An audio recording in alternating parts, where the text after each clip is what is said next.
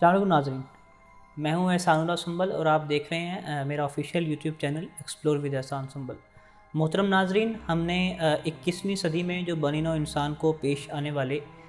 उसकी बका को जो चैलेंजेस हैं उसको हम डिस्कस कर रहे हैं। उसकी आज दूसरी एपिसोड जिसमें हम पहला चैलेंज यानी कि इकोलॉजिकल कोलैप्स को डिस्कस करेंगे। इकोलॉजिकल कोलैप्स मतलब ये कि क्लाइमेट चेंज या माहौलियाती निज़ाम की तबाही। मोहतरम नाज़रीन, माहौलियाती निज़ाम जो है वो हयातियात यानी कि हमारी जो है वो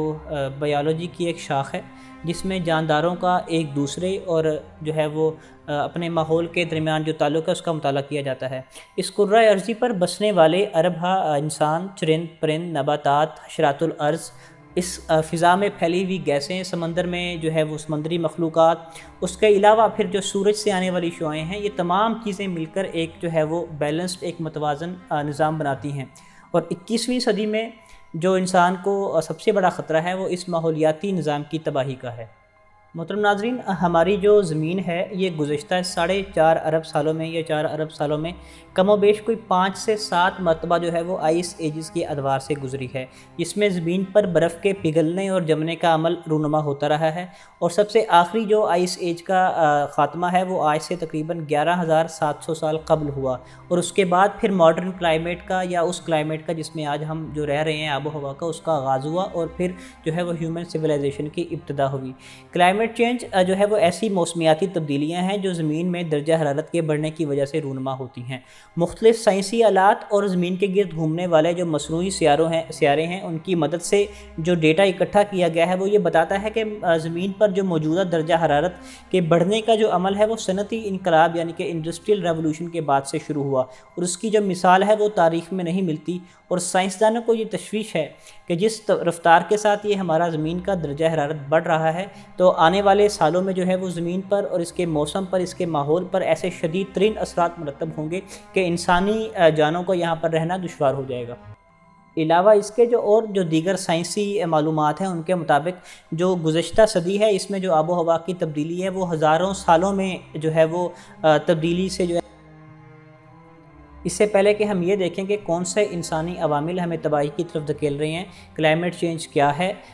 जो एक आम सादा लो इंसान है उसको शायद क्लाइमेट चेंज या आबो हवा की तब्दीली वगैरह की संगीनी का अंदाज़ा ना हो। वो ये जो है वो कहकर सुनी अनसुनी कर दे कि यार हम तो बचपन से ही शदीद गर्मी और शदीद सर्दी जैसे वाक़यात देखने में आए हैं। मगर हम ही में वो अहबाब जो गर्दो पेश पर बड़ी बारीक बीनी से नज़र डालते हैं वो इस चीज़ को ज़रूर मानते हैं कि कहीं ना कोई ख़राबी ज़रूर हो रही है।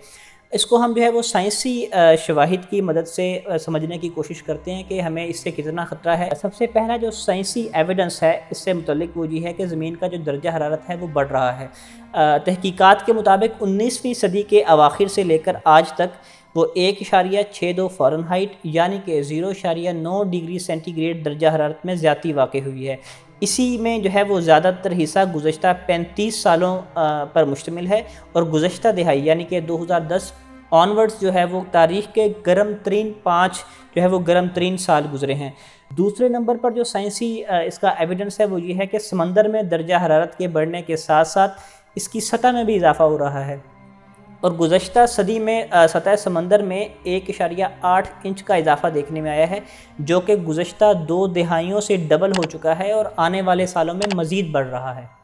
अलावा इसके नासा के मुताबिक जो ग्रीनलैंड की आइस शीट्स हैं उनका जो हुजम है वो 1993 से 2016 तक जो है वो 286 बिलियन टन एक साल के हिसाब से कम हुआ है। और इसी के साथ जो एंटार्कटिक की जो आइस शीट्स का हुजम है वो 127 बिलियन टन जो है वो पर ईयर के हिसाब से कम हुआ है। पूरी दुनिया के जो पानी के ग्लेशियर्स हैं वो पिघल रहे हैं, चाहे वो हिमालय से लेकर अफ्रीका के हों या शुमाल से लेकर मगरब तक फैले हुए हों।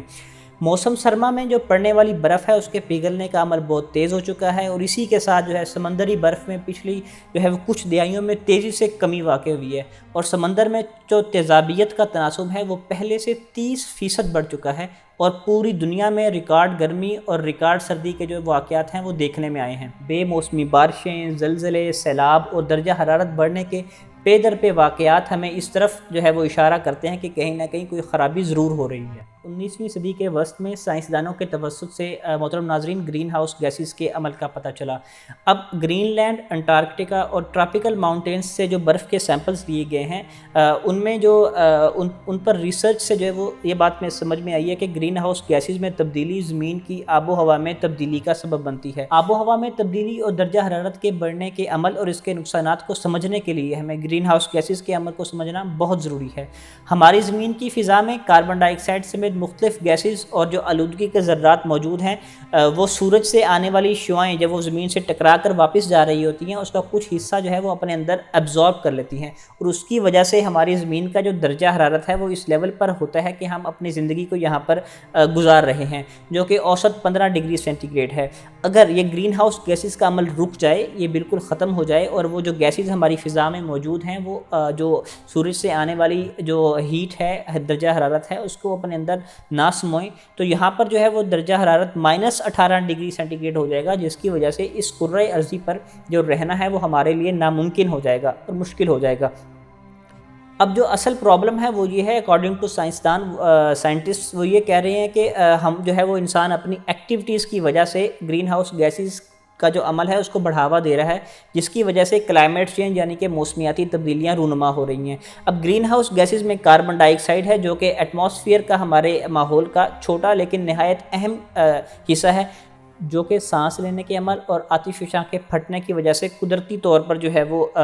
آب و ہوا میں داخل ہوتی تھی، مگر اب وہ بڑے پیمانے پر جنگلات کو کاٹنے، قدرتی وسائل جن میں خام تیل، گیس اور کوئلے کا استعمال ہے سے پیدا ہو رہی ہے۔ میتھین گیس جو کہ فضلاتی مادے سے وجود میں آ رہی ہے، اور ٹائروس آکسائڈ جو کہ آرگینک مٹیریل جن میں فصلیں اور جنگلات وغیرہ ہیں کو بڑے پیمانے پر آگ لگانے سے، کھادوں کے استعمال سے، گاڑیوں میں جو ہے وہ ایندھن کے استعمال سے وجود میں آ رہی ہے، اور اسی کے ساتھ جو ہے وہ کلورو فلورو کاربن ہے جو کہ اوزون لیئر کی تباہی کا سبب بن رہی ہے۔ اوزون لیئر جو ہے وہ ہمارے قدرتی لیئر ہے، قدرتی حالہ ہے جو ہمارے کرۂ ارضی کے ارد گرد فضا میں قدرتی طور پر بنا ہوا ہے، جو سورج سے آنے والی مضر صحت جو شعاعیں ہیں ان کو روکتا ہے۔ اب اس میں بھی جو ہے وہ کمی واقع ہو رہی ہے، مختلف جگہوں پر اس کرۂ ارضی میں جو اوزون لیئر ہے اس میں سوراخ دیکھنے میں آئے ہیں۔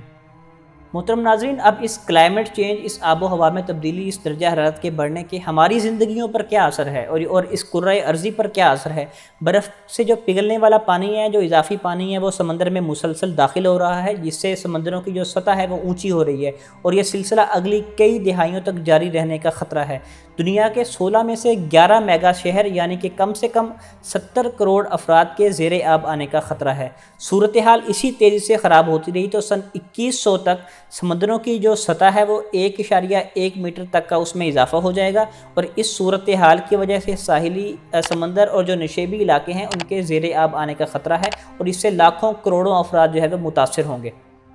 کچھ جزائر اور کچھ ملک جو ہے وہ سن 2100 تک انسانی آبادی کے قابل نہیں رہیں گے، کیونکہ وہاں پر جو جگہ ہے وہ سمندری پانی نے لے لی ہوگی۔ امریکہ میں جو طوفان ہیں، اس کے بعد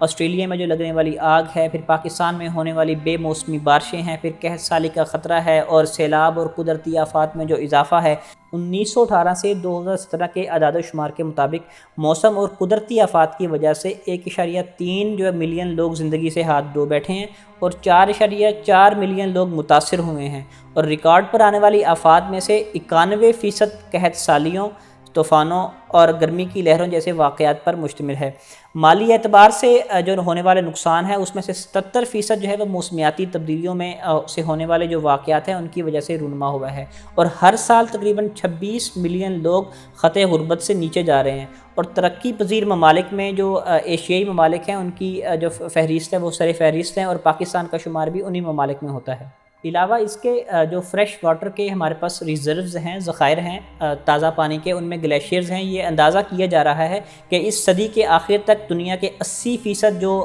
گلیشیئرز ہیں وہ پگھل جائیں گے، اور اس کا اثر جو ہے وہ کروڑوں انسانوں پر ہوگا۔ سمندروں کا پانی گرم سے گرم تر ہو رہا ہے، اس کے بعد دنیا بھر میں جو برفانی خطے ہیں ان کی جو برف ہے وہ تیزی سے پگھل رہی ہے، اور اس کا جو اثر ہے پھر وہ دنیا میں بسنے والی ہر مخلوق پر پڑے گا۔ مستقبل میں اگر ہم اکارڈنگ ٹو سائنسدان اگر ہم اس کا جو کاربن ڈائی آکسائڈ کا CO2 کا اخراج کم بھی کر دیں تو سن 2050 تک سمندر دنیا میں کئی مقامات پر ہر سال میں ایک مرتبہ اپنی بلند ترین سطح کو چھوئیں گے، جیسا کہ ماضی میں ایک صدی میں صرف ایک مرتبہ ہوا کرتا تھا۔ سیلابوں سے ہونے والی تباہی کی سنگینی کئی گنا بڑھ سکتی ہے، سمندروں میں کاربن ڈائی آکسائڈ سے تیزابیت بڑھے گی، ایسیڈیٹی بڑھے گی، اور اگر درجہ حرارت 1.5 ڈگری بھی بڑھا تو سمندر کے ساحل پر جو 90% جو مونگے ہیں وہ ختم ہو جائیں گے۔ اگر گیسوں کا اخراج بڑھتا رہا تو ان برف کے ذخائر کا جو ہے وہ 80% حصہ پگھلنے لگے گا اور منجمد خطوں پر بھی جو ہے وہ ڈرامائی تبدیلیاں آئیں گی۔ موسم یکلخت تبدیل ہو جائے گا اور اس سے جانداروں کی کئی نسلیں، بہت ساری نسلیں جو ہے وہ ناپید ہو جائیں گی۔ عالمی ادارہ صحت ورلڈ جو ہے وہ ہیلتھ آرگنائزیشن، اس نے یہ وارن کیا ہے، یہ خبردار کیا ہے کہ ملیریا، پانی سے پیدا ہونے والی جو ہے وہ دیگر بیماریاں اور قحط سالیوں سے لاکھوں لوگ جو ہے وہ موت کی آغوش میں چلے جائیں گے۔ اس کے علاوہ پھر جب کاربن ڈائی آکسائڈ بڑھے گی تو سمندر میں جو ایسیڈیٹی ہے، جو تیزابیت ہے، اس کے بڑھنے کی وجہ سے جو سمندری حیات ہے تمام، وہ پوری کی پوری متاثر ہوگی۔ اگر آپ نے کووڈ-19 کا جو یہ لاک ڈاؤن تھا اس میں مشاہدہ کیا ہو کہ جب تمام چیزیں بند تھیں، ہماری اکنامک ایکٹیویٹی بند تھی، ہماری فیکٹریز بند تھیں، ہمارا ٹریفک بند تھا، سب کچھ بند تھا، تو آپ نے ایک قسم کا سکون محسوس کیا ہوگا۔ آپ نے اپنے آب و ہوا میں، انوائرمنٹ میں جو ہے وہ پیورٹی دیکھی ہوگی، آپ نے شور کم دیکھا ہوگا۔ تو ان تمام چیزوں کے اگر ہم سائنٹیفکلی جو ہے وہ جو آبزرویشنز ہیں ان کو اگر ہم دیکھیں تو اس پر سائنٹیفک جرنلز نے لکھا ہے، بہت سارے آرٹیکلز لکھے گئے ہیں کہ ان تمام جو اس پورے لاک ڈاؤن میں جو پوری دنیا میں تھا اس کے بڑے پازیٹیو جو ہے وہ اثرات ہمارے کلائمیٹ پر ہوئے ہیں، ہمارے ایک جو ہے وہ ماحولیاتی نظام پر ہوئے ہیں۔ یہ چیز بھی اس پر جو ہے وہ ایک آرگیومنٹ ہے، ایک دلیل ہے، ایک دلالت کرتی ہے کہ اس سے پہلے یعنی کہ ہمارے جو ماحولیاتی نظام ہے اس میں بڑی حد تک جو ہے وہ غیر معمولی تبدیلیاں رونما ہو رہی تھیں۔ ہم اس ایکولوجیکل کلیپس، کلائمیٹ چینج کا جو کرائسس ہے اس سے نکل سکتے ہیں۔ ہمیں اپنے جو جنگلات کی